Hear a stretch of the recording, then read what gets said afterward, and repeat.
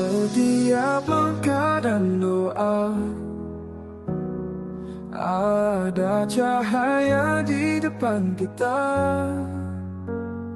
Yayasan Al-Maunah berdiri teguh, menggapai mimpi, melangkah pasti. Dari umat untuk umat, bersama kita kuat, menyamai harapan, meraih asa. Yayasan Al-Maunah, cahaya cinta.